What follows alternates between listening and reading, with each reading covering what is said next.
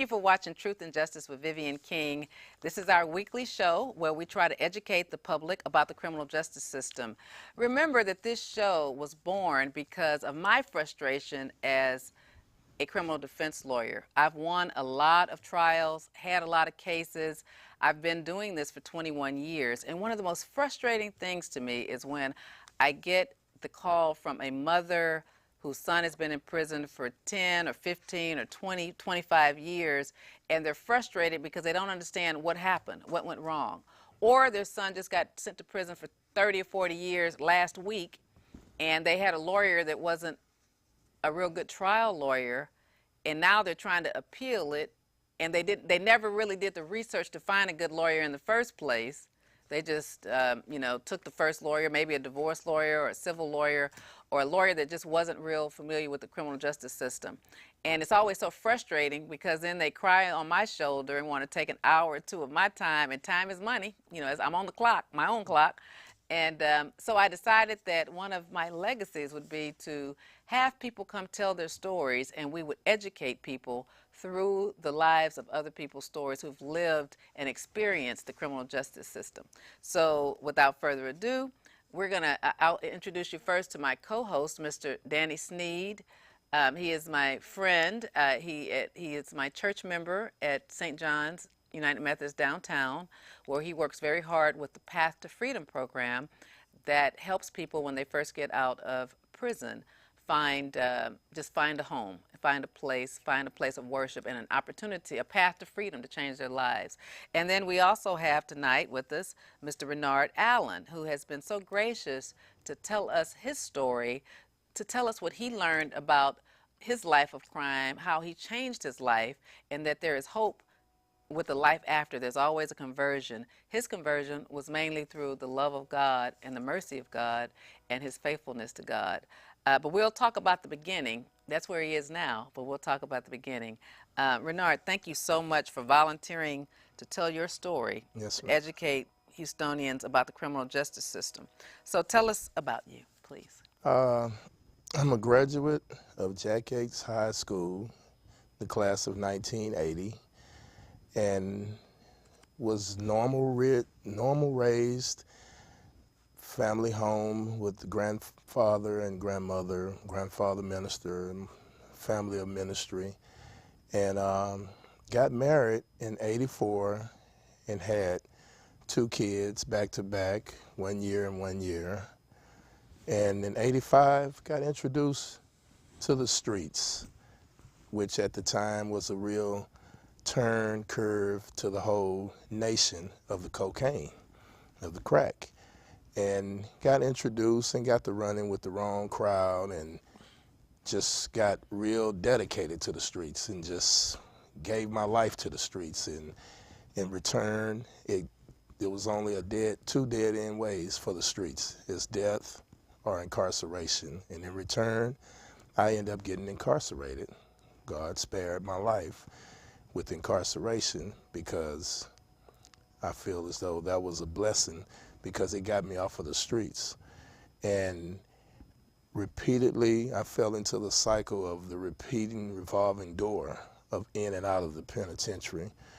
Went to the penitentiary, and like everyone there that's probably came through those doors saying that I'll never come back, I won't come back. Well, I went back through those doors 2 more times. And until you find God, there's no telling how many times some people may have to go back through those doors. Each and everybody call on their life is different and their situation is different. But there's not a magic wand out there available to cure you from the behavior, from the habits, from the lifestyle. The only thing that I know that was the main focus in converting my life and changing my life was God. And today, that's who I give all my credit, honor, and glory to for where I am today. What a wonderful testimony. Well, let's dig a little deeper. So back in the 80s, when you first got involved with robberies and I guess drugs and theft cases, tell me how the drugs drove you to do things to land in the penitentiary. Well, we were like, by nature, Well, I'm not going to say by nature, but we were like all set up to like mastermind the system. So we felt that every time you go in crime to get high or to use drugs or for whatever reason, just to have the money, you felt like you were masterminding. You were going to do something and you were going to get away with it. I don't think no one in their right mind ever, which none of us were in our right mind, but no one would ever go into it thinking, I'm finna go do this and get caught. Right. You know, in other words, I'm gonna do this so I can get caught. I don't think that's how that worked. And actually, you know, like I say, you go and you do it and you get involved, and it was just a blessing to get taken off the streets for me, because after the repeated action, being taken off the streets, then I was delivered from my drug use. But let me just say this. Now, when you got arrested and slammed on, you know, man's desire is to be free. So I know you weren't saying, okay, court-appointed lawyer, just let me be locked up as long as they want me to. I mean, you were trying to get out of there, weren't you? Oh, yeah. What was Oh, your yeah. mindset then? Any means necessary to try to get freedom. If I have to go to the law library and I have to try to find a loophole in the case, or if I have to try to just anything that I felt that would have an opportunity to freedom, you would try to do. But the way the system really is with the court appointed, you really don't have much of a chance, because inside, everybody feels that the court appointed works for the court, so therefore that's who they're going to do their duty for, is for the courtroom. And not to just say that that's all the way true, because if you're there and you did something wrong, then it doesn't matter if you have a court appointed or not, you're going to have to pay the cost for what you did. But in some cases, you have some people that are innocent and didn't do anything wrong. So with that being, if they had to have a court-appointed lawyer, they just didn't have a chance. Wow. Yeah, one of the hardest parts of being a lawyer, whether you're court appointed or hired, is that the system is designed to punish you. So what gets frustrating for me is if I have, now as many years experience as I've had, as many difficult cases as I've won, Wow. capital murder with a confession, where the jury found the confession was not true and convicted him of the lesser of robbery. And this is a death penalty capital murder, where, you know, rape cases, murder cases, not guilty, not guilty. I've had so many, but I'll still, with all of my accolades that people can read about, I'll have people go to the law library that are not nearly as smart as me, have not dedicated nearly as much of their life to education and study as I have, and think that they can tell me how to beat their case. And I guess what's frustrating is trying to communicate with that brain that used to be on dope, first of all, and now is sobered up for a few months and trying to read and then tell me, because you have to remember, every case in the law library is somebody that got convicted, first of all. Right. Every case is a convicted case. Those are cases that either had a jury trial or a court trial by a judge, and they got found not guilty. Nobody believed their story. Wow. Okay? So that's the first thing you have to understand. And the second thing is, very few of those cases are reversed. So even though you're reading the cases in the law library, those are convicted people. Right. And it's hard to kind of explain that to your clients, because it sounds like you're just giving them more negative. And people want positive. People don't really want the truth. Because the truth is, you're guilty until proven innocent. You're not innocent until proven guilty. That's the truth. And when you get arrested, the only right you have is to go to trial. Yes. And because our courts are backed up, it's going to take a year or 2 years to go to trial. But if you are truly innocent, you need to wait that year or two instead of copping a plea. And that's very frustrating to explain to someone. Your parents can't afford, or your family, to bond you out because your bond is too high. Say for a first offender ag robbery or rape case or something where they really are innocent, but they are still going to have a high bond. The court set the bonds in advance. So every crime that can be committed, there's already a bond schedule. Right. Okay? So going in to think that the judge is going to reduce the bond is just not going to happen, because it's already taken care of when you got arrested. That the judges agreed on this bond schedule Do you understand what I'm saying? Mm-hmm. And so to explain that to someone, because in the mind of someone that gets in trouble because they don't understand the system, their first thoughts are, why can't you go in there and get my bond reduced? Right. Do you understand what I'm saying? That's not what we're here for. A lawyer's job, according to the Constitution, is to investigate the case and to create a defense. But you can't proffer that defense for a year or two, because when you get arrested, every court has 1,000 cases pending. So when you get arrested, you're 1,001. And that's the most frustrating thing to try to explain to someone. It's not about you. Right. It's about, This it'll be about you eventually, but you got to wait your turn, because whenever you get arrested, this guy's has been there a long time, longer than you, and they got to go to court before you. They got to go to trial before you. Now, if you want to go to court and plead guilty, you can do that. But if you want to plead not guilty and have a trial, that takes some time. And that's something that's out of the lawyer's control, but yet the lawyer gets blamed for that.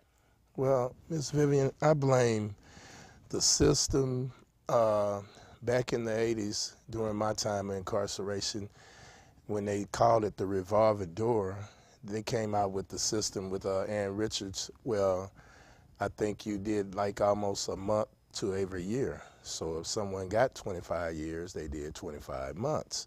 So I blame that with the plea bargain system, the system of the plea bargain, with guys running in and signing, and in all actuality, some of them might not even been guilty, Right. might didn't even do anything, but the system, the way it was set up, and you know, and once, I'm a prime example of that, and once you do that, that's a mark on you forever that you can't get rid of, and you just did it for another reason, but it will never go away. It'll still always be in your background. You got a comment about that, Danny?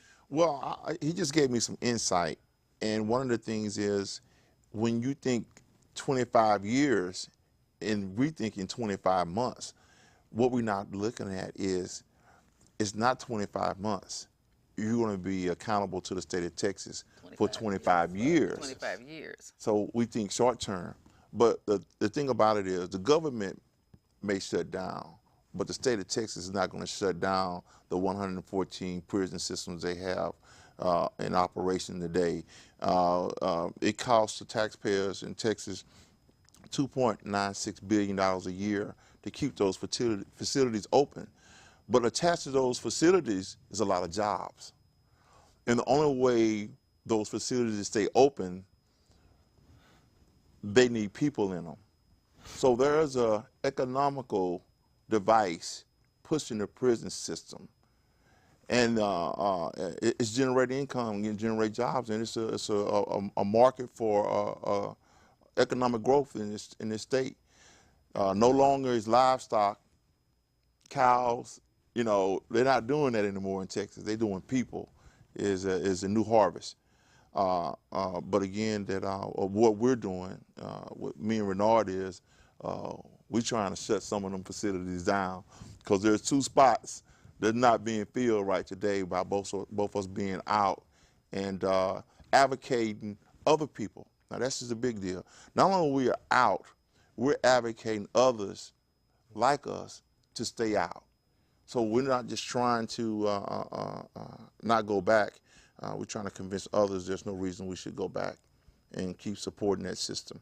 Wouldn't it be a beautiful thing if we saw in our elementary schools and in our churches, it's particularly churches, because we all have churches. Right. We had sermons preached once a month or once every 2 months about, to our kids, about not going to jail, about the economic impact, about how you're just a commodity, about how, you know, you might think that's cute what you're doing, but don't let the state of Texas make billions of dollars off of you, and then you can't get a job. You're creating jobs by being incarcerated, but you can't get a job. Wouldn't it be a wonderful message for us to know how to communicate that to the parents, so they communicate that to the kids, and maybe to communicate that to our teenagers? Wouldn't that be a beautiful thing? Well, they tell us in church, if we know better, but it's not enough. We'll do it's better. It's not deep enough. It's if not you deep give us enough. the information. But I'm saying, right, Align what you're saying. Give me the information.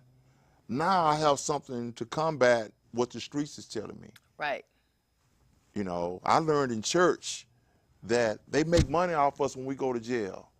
And that message would be conveyed instead of somebody saying that, hey, the worst thing that can happen is, man, you go down there, sign, you get 25, all you got to do is 25 months. Right. And you get out. Because that's what the streets are saying. That's what they're saying. But wouldn't it be great if the streets were saying, man, you're going to put 3 bosses at work. You know, y'all call them boss in jail. You're going to get them three dumb guys who barely graduated from high school jobs, but you ain't going to never get a job. Right. Okay? Economic impact if you do this. Right. Love yourself more than that. Right. Love your community more than that. But you're doing that. One thing, I'm trying. Yeah, I'm trying. and I like that, and I love you for that, and I love the show for that, because one thing that needs to be noted that they say that the black male is only capable of 13% of the population, but how can we be capable of only 13% when you go to the penitentiaries and the institutions, and the black man is 70% most of the population? So It's a scary thing. Yeah. And so I'm just saying somehow our God message is not being preached in the right way. You know, we do, I mean, God is a great unifier, but we don't use it properly with our children somehow. I don't know how to say this exactly, but you know what I'm saying? We need to change some of our messages to our children through our church and through our spiritual walk, so that they can create more pride and they can understand the economic downfall of the family and of society, and creating jobs for other people, and you'll never have a job. We also need, as y'all know, as you know, I've run for judge twice, lost because I can't get my people to get out and vote, and that's fine. But we also need our young people to become legislators. We need them to, the ones who escape crime, to go to Austin, be our representatives, and change some of these laws, because man makes the laws. Everything doesn't have to be illegal. That's right. You know what I'm saying? Everything does not have to be illegal. Marijuana doesn't have to be illegal. That would, I mean, 75% of the guys doing prison time on dope cases, you hear me say this every week, is based on a traffic stop. You know, riding dirty, and somehow a traffic stop turns into a search, and then turns into this, and turns into, you know, bricks in the trunk. I mean, most people, that's what it is. But it's always a smell of marijuana that's going to lead to a search of a car, that's going to lead to the cocaine that's in the car, or the heroin, or the gun that's in the car. If you've had one little felony before, then you can never have a gun in a car. Right. And so it leads to all of that, the smell of marijuana. I would love for marijuana to be legalized around the country, not just in Texas. I mean, I just think that the day has come for it. At 55, I just look at people who've been smoking dope since I was 15, and they're still smoking. And they're not going to stop. And there's nothing wrong with them. I mean, some of them are doctors and lawyers and Indian chief, and I see no difference in what's affected them than has affected alcohol. I just don't see it. And that's my unscientific comment. Well, I don't smoke marijuana. Back to what you were saying about the kids. I definitely believe in all aspects that everything we do today as a minister, that it needs to start with the kids. And the first place that it has to start with the kids is in the home. And if you start with them in the home, then when you take them to church and they get fed the right ministry, and then when they go out places to school or anywhere else, they'll know how to conduct themselves, and they will have more knowledge and more wisdom to how society is a big, cruel world if you fall into it like I did. Right. Now, when you were a teenager, though, you think if somebody tried to explain the economics to you, that would even matter to you, though? No. Would it matter to you, Danny? Not the message of that it's going to earn them money by me going to jail. I need a little bit more information. But I know if the people that were getting in trouble in our neighborhood, they did deter us from doing some of the more severe crimes. Like if they were using needles and cocaine, they were demonized when I was growing up, because it was like death was attached to something like PCP. The message was me, PCP is you jump off buildings and think you can fly like Superman without no cape. So I'm like, I don't want to do that. I don't want to die. So I don't want to ingest anything. And needles, we didn't like shots. So that was a great deterrent for my peer group. A needle, why would I voluntarily take a needle and stick it in my arm when I'm hollering and screaming when they're trying to give me a shot at school? So that changed a lot when the drug became a smokable drug in the form of cocaine. because smoking wasn't demonized. Your parents smoked cigarettes, there was marijuana use in the neighborhood, and people weren't jumping out buildings or committing crimes smoking marijuana. So to transfer from smoking marijuana to smoking cocaine wasn't that hard of a bridge to cross because it was in smokable form. Gotcha. That's an interesting point. Yes, it is. And I agree with him totally, because the transition, like he say, it, came in effect, and as teenagers and youngsters, you looked up and you seen people smoking and nothing was wrong. Back then, they probably didn't even put on the pack that it was dangerous, like they do now. It was, really acceptable. So the transition of the marijuana or to go into the cocaine, you just didn't see anything wrong with it. I know I didn't as a kid. I looked up to older kids and I thought that, oh man, they're cool, and I'm gonna be cool at a young age, and I'm gonna do what older kids are doing. And it Let's stop right there and take a call. Caller, you're on. Caller, thank you for calling Truth and Justice with Vivian King. Yeah, how you doing, Miss King? Hey, how are you, caller? I'm doing pretty good. You looking lovely tonight. Thank you, Tracy. I want to say hello to Danny and Renard there. I think y'all doing a very good job. I hear what you're saying, Miss King, but what my concern would be, suppose somebody they get arrested and they're not guilty, and they can't afford to bond out, they can't afford to hire a lawyer, and they're gainfully employed.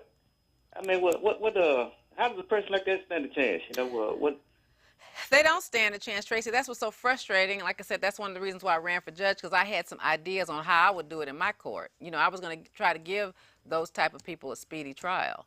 Right now, we don't have the speedy trial law in Texas. It's only applicable in the federal system. So if you get arrested in a federal case, on your first detention hearing date, once you decide whether they can give you bond or not, they give you your trial date that date, 75 days from the day you get arrested. Wow. That's speedy trial. So, but in the state system, it doesn't. The speedy trial has been determined by our Texas judges that it doesn't apply. So the federal Speedy Trial Act doesn't apply to the states. So there's because there's such a divide, I believe, between the judges. They're so conservative, so Republican, so not in trouble. Nobody's ever been in trouble in their life. They're so removed from the rest of us, minorities, that are in trouble most of the time. They don't care. I mean, there's no solution. I mean, what minorities don't understand, and poor people don't understand, whether they're black or white or Hispanic, doesn't matter. What poor people don't understand is you do have the power in your vote. And because we don't vote, and most young people that I try to get out to vote, whether I'm running or not, they say, oh, those people are going to do what they want to do. Yeah, they are, because you don't make your vote be heard. And they don't have to. I mean, when things change, things change. But things can be changed. It's that the judges are so removed from you. They want you to stay in jail a lot of times because they feel like the longer you stay in jail, you're going to plead, because all people arrested are guilty. Because the judges a lot of times have the attitude that you're guilty until proven innocent too. They might read the Constitution in a trial, but they still believe everybody's guilty. And one of the reasons why I'm sometimes an enemy to most of the judges is because I actually fight for people's rights. How long has it been that way where there's no speedy trial in Texas? I know you said one before in the federal, even federal, not in the state. How long has it been that way?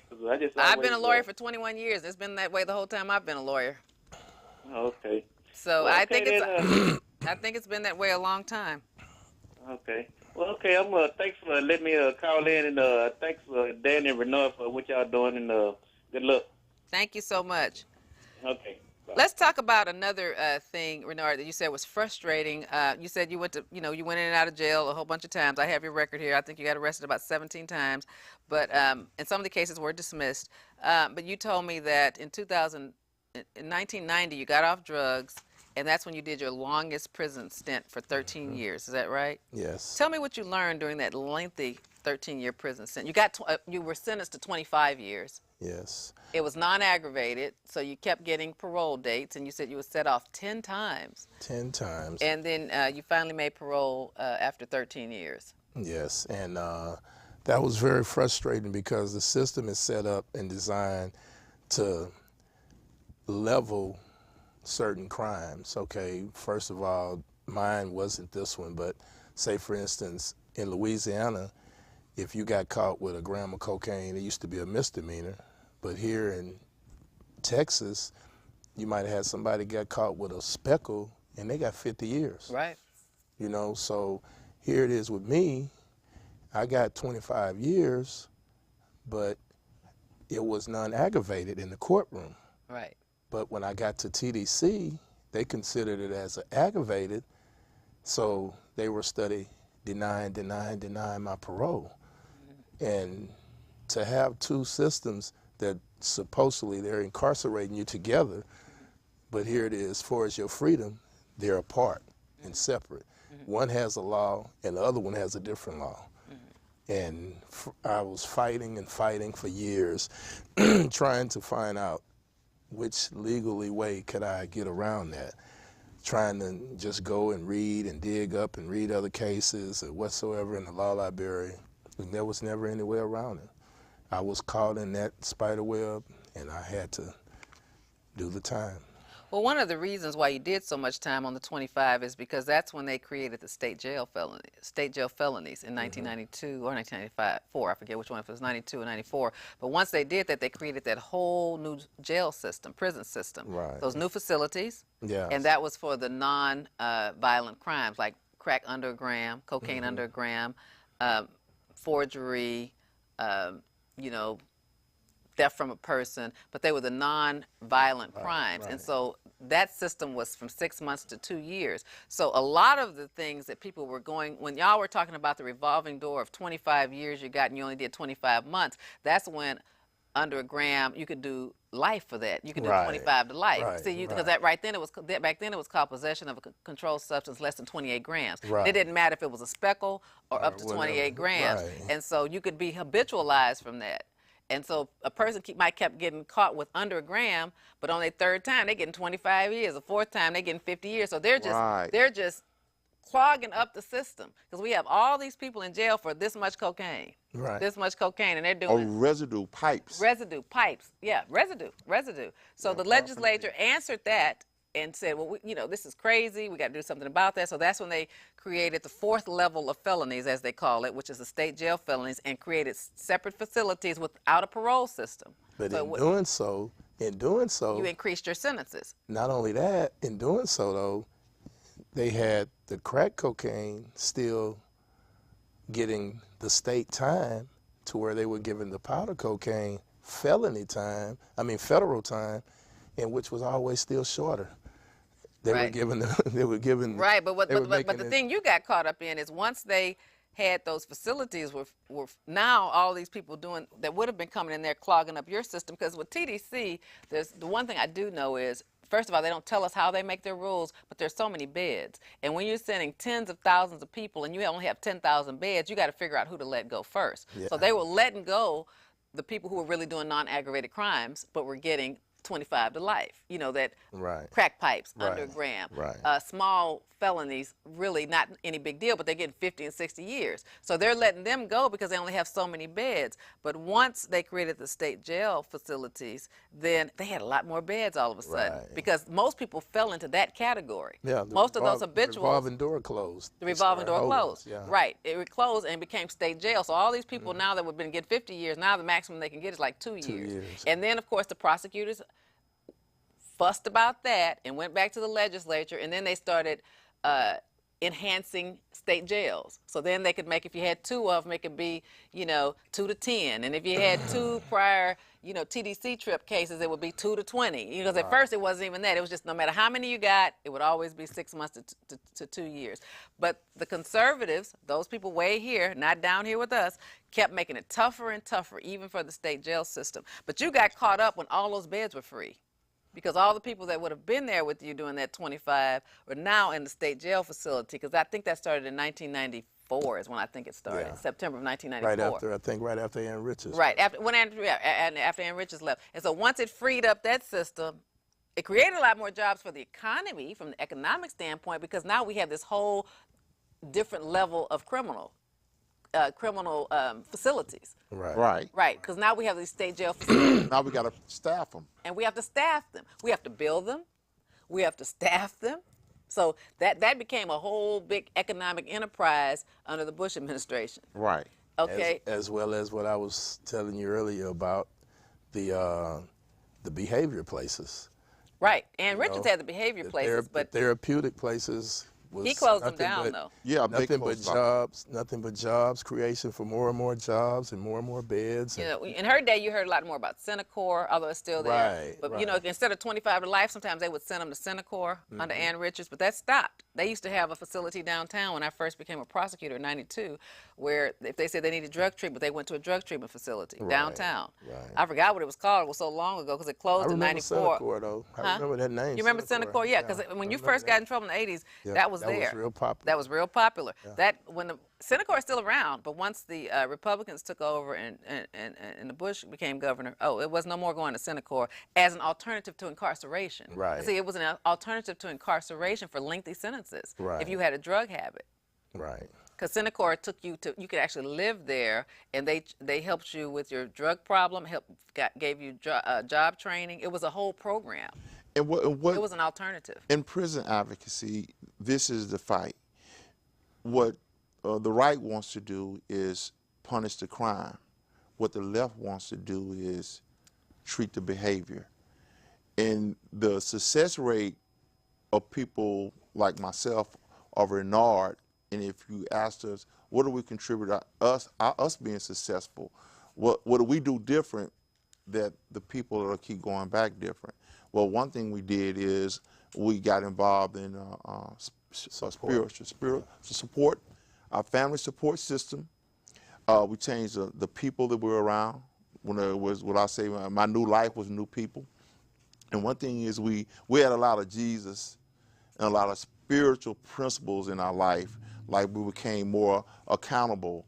And one of the things is our personal integrity within ourselves. We set boundaries within ourselves to say, you know what, the state of Texas, my mother, and the police department is not going to hold me accountable for doing right.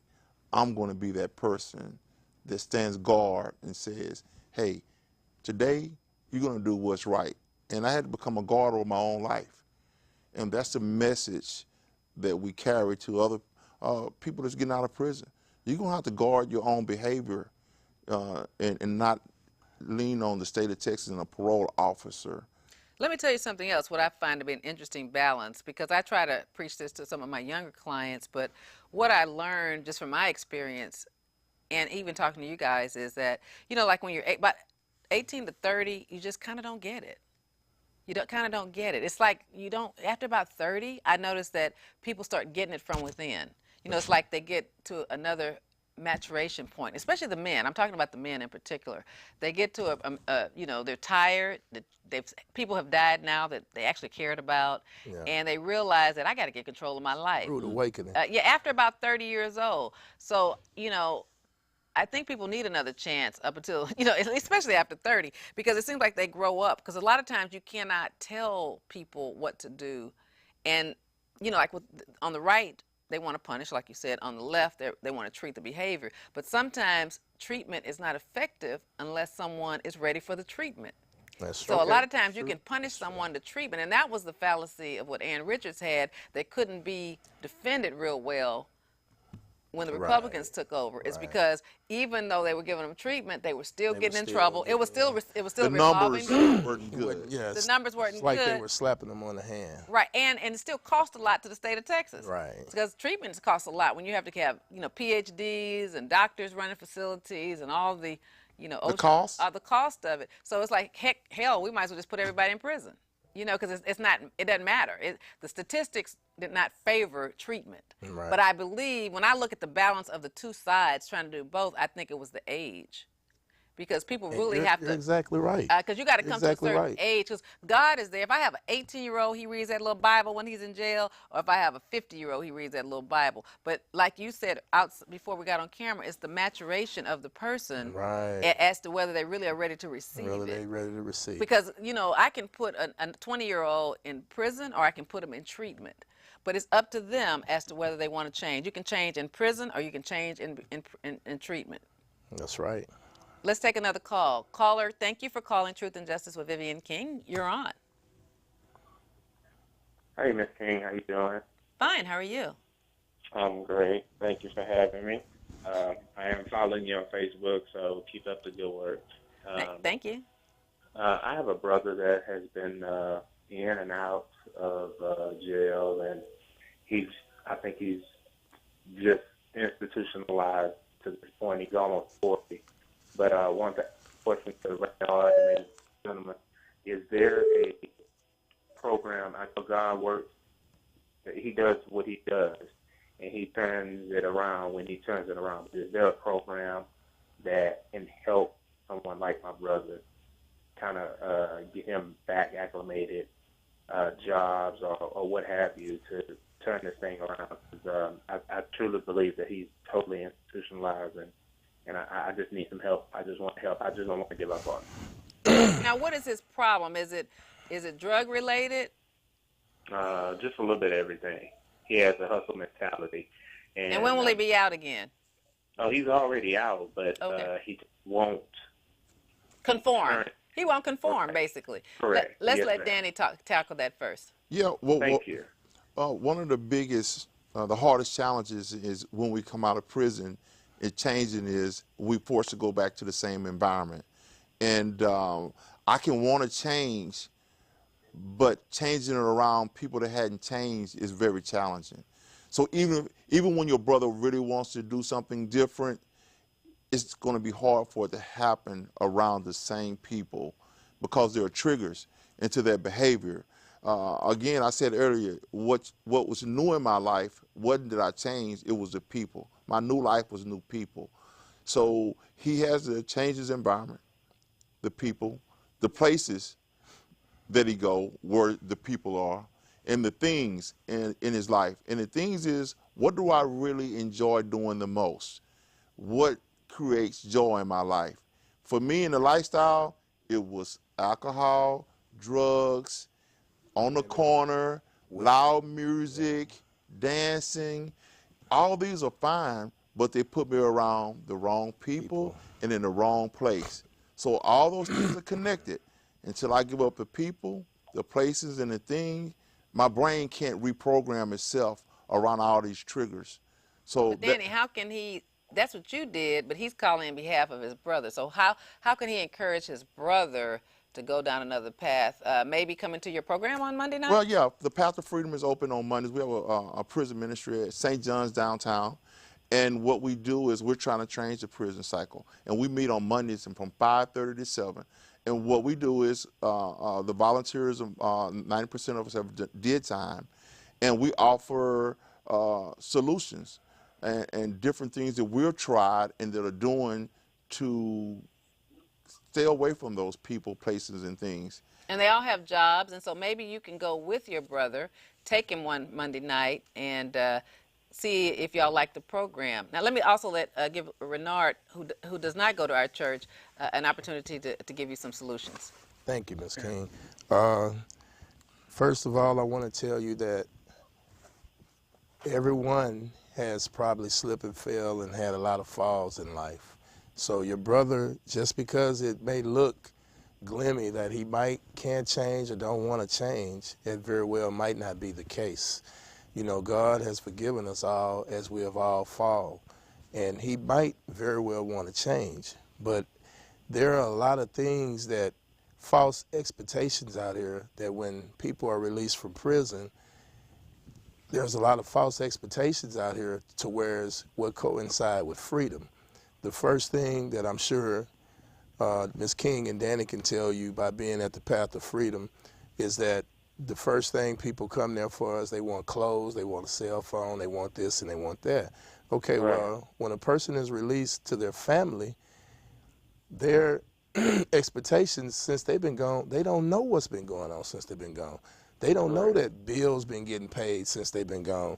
All they knew was they wanted something while they were there to survive. You know, they didn't know that, hey, you kept a steady job. You could have worked at McDonald's while they were gone. But guess what? If you worked there long enough and you did well enough, guess what? And you supported and you survived, guess what? McDonald's was just like being at a big corporation. Right. You know? But he may want it, but as Danny was saying, there's a lot of triggers out here that, first of all, if he's not grounded and based with his spiritual self and have a relationship with God, he can fall for any trigger. It can be family, it can be a female, it can be the job, it can be the cell phone, it can be anything. Can trigger him easily because he come out with the expectation of seeing everybody else in society look like they're in a fast lane, and he's placed out here in the very slow lane without anything, you know? And that's kind of a rough, rude awakening to people that's been sitting and waiting on their release to come out to. I want to add this. I want to add one more thing before you go, and you think about this when you see your brother.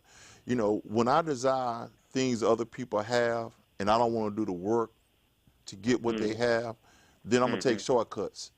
You know, and these guys that are running into these restaurants, robbing and doing all these things, they want what they see other people have, but they're not willing to do the work that the people have done to get those things. So if he doesn't have, he needs to get in school, get in some type of trade. There's go to Goodwill. The federal government has set billions of dollars aside for people getting out of prison to educate them and to give them a skill set to go back to work. So there's no excuses. Again, Mondays, 5:30 to 7 p.m. That's 2019 Crawford, St. John's downtown that we meet. And their program is called the Lazarus Project. The Lazarus, I heard of that. And they all find jobs. So a lot of them have been on here. So if you start walking in the right path, you'll get connected with someone that'll hire you with the record. It's just a matter of he's got to find some type of spiritual internal fortitude to want to do the right thing and to just surrender, accept, and be humble and try to go through the steps, because like Danny said, it's no shortcut. But thank you for calling, and we're going to talk about one other topic before we hang up, and please watch us next week, okay? Thank you. Thank you.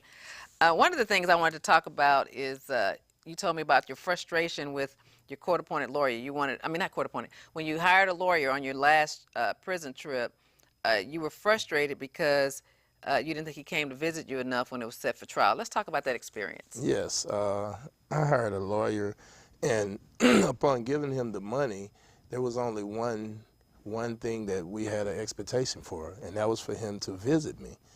And that was the only expectation that I had. And my trial date came, and he showed up, and he was around there asking me, was I ready to go to trial? But he had never visited me.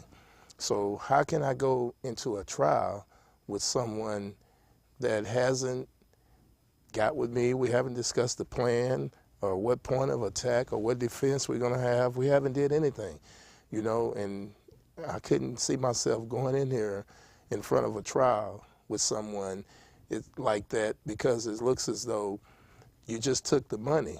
Because if you'd have came see me, we could have discussed it, and then I would know and maybe feel confident enough to know that, okay, well, I can go in here, I have someone to be my mouthpiece for me, as if I was speaking for myself, and would know how to defend me at what angle for the situation that I'm in.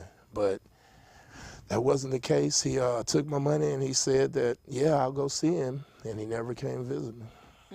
Now, how many times do you think he should have come to visit you, or do you have a amount I just of time? I just said ask for one visit. Wow, he didn't come one time. Yeah, one time. One of the things I know that my clients, I always go see them if they're in jail, but I might see them over, if they're in their year, like a trial, maybe like 5 times. I don't go a lot. And let me tell you why. It's kind of like building a house. You know, there might be, if you're a master builder, there might be different floor plans to a different one, but you know how to build. Right. You know what I mean? Right. You know how to lay the brick if you're the brick mason. All you just need to know is what the design is. You understand what I'm saying? And so there are only a few defenses to every crime. Exactly. And so once I hear your story, I have to bring your story to life.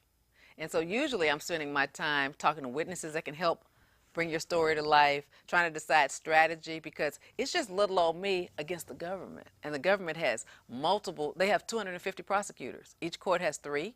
They have supervisors. These are people that are well paid with insurance and benefits. And so I have to strategize. So a lot of what happens is a thought process. Let me give you another example. It's like playing a football game. All right, you want a team that's good at defense to go against a good offense, right? Right. So that's who you hire. Ooh, I got some good players. They're good defensive line, but are they good? Until the game starts, you don't know, right? Because when the offense move, you move. When they move, we move. Right. Like a lot of times people will come give me money and he's in jail and they want me to go see them. If they're high maintenance, I'll do it, but it's a waste of time. It's just a waste of time. Yeah. Because it doesn't matter what you said happened, because I'm not defending you. Right. I got to get to court to look at the police report so I'll know what I'm defending. What did the police write down? What did the witnesses tell them? Because it might not be what you think it is. It's never what you think it is. And they're not taking your statement anyway. They're not taking your statement. So Exactly. so the thing is, I play defense to their offense. When they move, I move. But I do need to see you. Don't get me wrong. But I need to see you after I know what I'm defending. And I'm not defending your words. I'm defending what's in that police But it report. sounds like to me, though, you're the type of lawyer a person would want or need, though, because that alone lets it be known, because you spoke of it earlier with me, how you feel against little you against all them. Okay, well, these other lawyers, we don't feel that it's them against them. You feel that it's them with them. Just straight up. I mean, that's how you feel. I never thought about that. It's them I feel with like them. it's David against See, Goliath. you have a name for what you do. Right. And you put in the work for what you I do. put in the work. And you stand by it and you stand on it. And I stand by my clients. Right. Well, see, these people, they don't do that. They come in, and it's like Danny was saying earlier, like cattle. You number 1162, and okay, well, I got your case, and Sometimes I have clients see that them no want to plead, more. I won't let them. yeah, and you don't see them I've no gotten more. off cases and said, well, let somebody else plead. I'm not doing it. You told me you were innocent. I believe in you, and you want to get out, but I want my name on it. Yeah. But if I think they did it, I'm going to try to get them a good deal now. But I'm just saying, most Yeah. people come to me because they want to fight. I see we have another call. Caller, you're still there. This is we don't have the phone anymore, so I'm looking up in the sky because I don't know where you're coming from. But thank you for calling Truth and Justice with Vivian King. Yes, I have comments that I want to make about the prison system here. Can you hear me all right? Yes, ma'am. Talk a little bit lower. It's kind of echoing. Okay, I want to know what is being done to address the rapes and the sexual assaults that are occurring in primarily, I would say, men's prisons. I'm very, very strong on family, and I think that there's a woman for every man, there's a man for every woman, but if these men are getting their manhood taken in prison, how are they going to be whole? I mean, why isn't that being addressed? I don't hear enough of it being talked about, any solutions to, remedy this problem. Okay, the way you get that talked about is you talk to your state representative. Do you know who is your state representative? Mr. Coleman, but Well, that's who you talk to. They passed a federal law.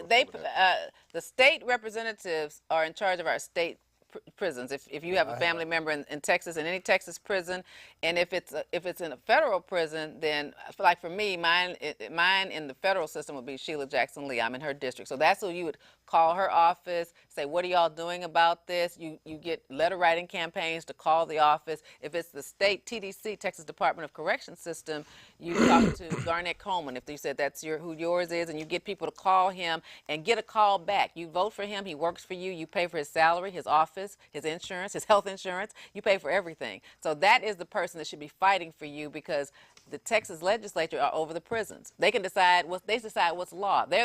Garnett Coleman can decide marijuana is not against the law. Those are the people who create the laws that the courts are following. So, and the governor is in charge of the prison system, but the state representatives have a lot to do with it. So that's the person you talk to. Could I answer something? Yes, sir. And yes, ma'am. And Mr. Renard wants to give you a comment also. They have some states that they have conjugal visits. They have a trailer where a man can be with his wife or whatever, weekends or whatever. Well, the state of Texas, they won't agree to any of that. So until you have some change with the state of Texas trying to do a solution to that problem, you're gonna probably always have that problem there, because with the men raping the men, unless you, so that Garnett Coleman is the person you need to ask if you want to take Mr. Renard's suggestion and ask for conjugal visits. They can do it. Some states do it, Texas just won't. But it's because black people, we complain, but we don't we don't go to the right source, and the source is our state reps. We let them get voted until they die. We don't make them do anything. We treat them like they're rock stars, but we need to make them work for us. And Danny wants to make a comment, please. In the state of Texas, that 1 in 22 adults, 1 out of 22 will be incarcerated. But what they did in the prison system under William Wayne Justice, the federal government got involved in the Texas prison system, and I think it was in 2000, maybe 3 or 4, they passed some tough legislation that holds the prison guards accountable for not reporting crimes against other inmates. So rapes. Not just rapes. But since that's her concern, rapes. Right, but what they did is they made it even more microscopic than just rapes. If you take a soup from an inmate and you don't have a receipt for that soup or something like that, they consider that not a state crime, but an institutional crime. Yeah. Now, if you take monies from another individual, they prosecute you for extortion. If you fist fight, they take you to that local county and they charge you for assault. If you rape somebody, you're going to get charged for sexual assault. So in the prison system, in the population, it's not going on like that anymore because they take you back to court and you get real time for rape in prison like you're on the streets. So, does that answer your question, caller? Okay. I guess she's gone. But hopefully we answered your question. At least we discussed the topic that you brought up. They passed new laws. Okay, well, that's good. That's true. That's good. Okay, so let's talk about, we were also talking about your lawyer visits. Did you ever have any frustration with your lawyer when you were in prison about lawyer visits? Well, I kind of, the education I got came from jailhouse lawyers, and they pretty laid it out pretty simple. They got you, you finna go to jail. You know? You're on your way to the Yeah, penitentiary. you know, they destroyed all your expectations. What I didn't do when I got locked up is I didn't lie to my family members about why I was there. And I had to be convinced by some of the guys that was important. You need to call your mom, Danny. You need to call your family. The shame and guilt, once I got locked up, I didn't want anybody to know that I had been locked up. And it was tough. It was tougher facing my family than it was facing any judge at any amount of time. That's what the challenge was. So the lawyers and all that, it was enough people that had been there before me that told me, sit down, relax, get next on the domino table, you know. Do your time. Do your time. Don't cry about it. You know you did it. Be a man about it. Be a man. Own up it. Don't try to lie your way out of this if you know you did it. Right. And that's always been my mindset. When I got in trouble, I never tried to figure out a way to lie my way out of it. I accepted it and figured out how can I not come back again? And I focus on not getting out, but how can I stay out when I get out the next time? Interesting. All right, that sounds good. That sounds really good. Well, we have 5 minutes, so we can slowly start wrapping this up. Okay. So, Renard, tell us the moral to the story, what you learned and what you would like to impart about people who are going through what you've gone through. I learned that I had a spiritual man inside of me that. Uh-oh, let's take one more call before we wrap up. Caller, you're on. Caller, can you hear me? You're on.